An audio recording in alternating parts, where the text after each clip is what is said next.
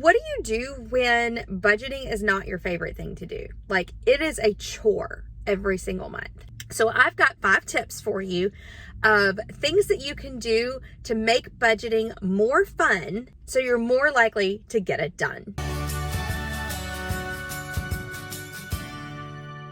Hey everybody, and welcome back to Linin Up Ducks. My name is Rachel. If this is your first time with us, it's nice to see you. At Linin Up Ducks, we make videos about all things faith, family, and finance. I don't always love budgeting, and especially right now in the season of life I'm in, transitioning to a single mom of 4 girls, budgeting can be really stressful.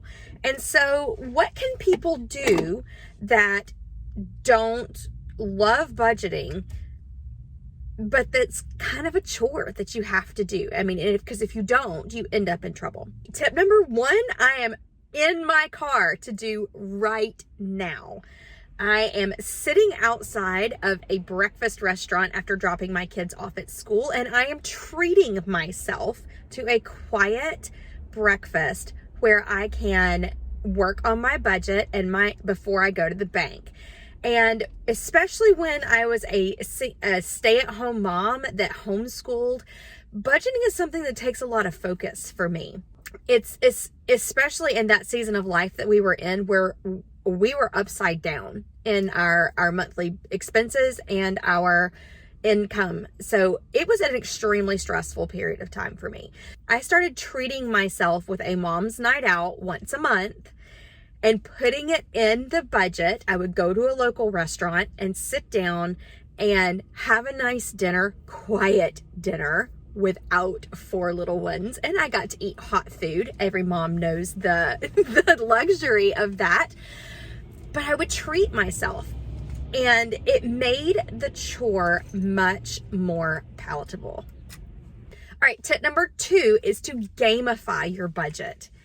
And what I mean is create games and challenges. If you're not so great at saving, hang posters all over your wall of things that you want to save for and create a game out of it. Say every $5 bill that you cross, that you're going to save it towards, saving for a puppy for your family, or all of your ones and change are going to go to your, if you want to go to Disney or an amusement park, all of your ones and change are going to go to that.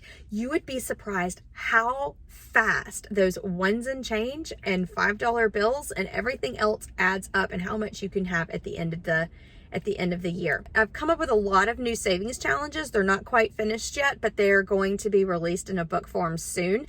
And this is a sneak peek at some of the challenges that I have come up with to start gamifying my budget. All right, number 3 is have a budget buddy. Especially if you're not married or your partner is just very disinterested in doing the budget with you, having a budget buddy that you can bounce ideas off of and that can really help you stay focused in your goals is absolutely key to making the chore of budgeting a lot more palatable. And feeling like you're not alone can go a long way to making you more interested in doing that monthly chore. Tip number 4 is don't forget to dream. And I know this sounds simple. You're like, oh, I have dreams. But no, I'm talking about concrete dreams. And not all dreams that are like super far off. And you're sitting here probably thinking in your head, Rachel, I have $10 a month left at the end of all of my expenses. How am I supposed to dream? Okay, that's okay. I have been there. I have been to where I was $10 or $500 negative every month, but I still dreamed. And sometimes that dream is a nice lunch at the end of the week in silence. And sometimes that dream is a trip to the beach. But whatever your dream is, don't forget to dream. I highly suggest you check out a few videos on creating vision boards or dream boards. I have not done any of those types of videos myself. I have made those for myself, but I've just never filmed it. If it's something you'd like to see, let me know, because I haven't done my vision board for 2022 yet, and I could film it for you. But in the meantime, check out these videos that I have linked in the description boxes below of other YouTubers that I follow that have mapped out their vision board process. The bottom line is dreaming is absolutely important. I went through probably a good 5 or 6 years of just existing and forgetting to dream. And I did not grow as a person. You're not going to grow as a person or in your financial life if you don't set goals and have dreams. But make sure that you make a plan to get there. Otherwise, that dream may never actually happen. Last but not least, tip number 5 is to reward yourself. And I know you're probably thinking, but Rachel, you just said to take yourself to a place that you want to do your budget. No, I'm not talking about just getting the budget done. I'm talking about rewarding yourself when you have successfully completed the budget that you've planned. So at the end of the month, if you have stayed within a certain percentage range of the budget that you've put in place, no budget is ever going to be 100% accurate. Let me repeat that. No budget you create is ever going to be 100% accurate. So you did not fail if you stayed within 10% of each category of your spending. That's why we have oops money. So at the end of the month, if you have money left over in your spending categories, pull that money out of your envelopes, take it, and without guilt, put it into your savings challenges for the things that you're saving that you really, really want. And if you have money left over in your oops category, do not feel guilty about going and buying that small thing that you've really had your eye on. For me, in the last couple of months, it was a journal. We're talking $25.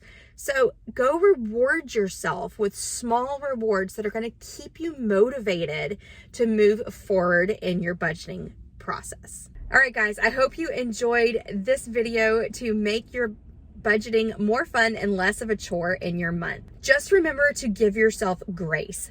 I am in a season of life where, yes, I may have had a budget that worked for me for the last 10 years, but that is not where I am right now. I am learning, I am growing, and every single month that I have a budget, it's wrong. So it's okay. Give yourself some grace.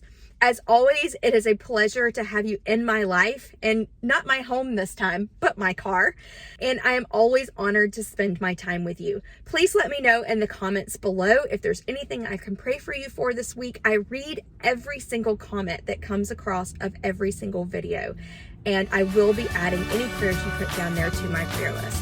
Thanks so much for watching, everybody, and I'll see you next time.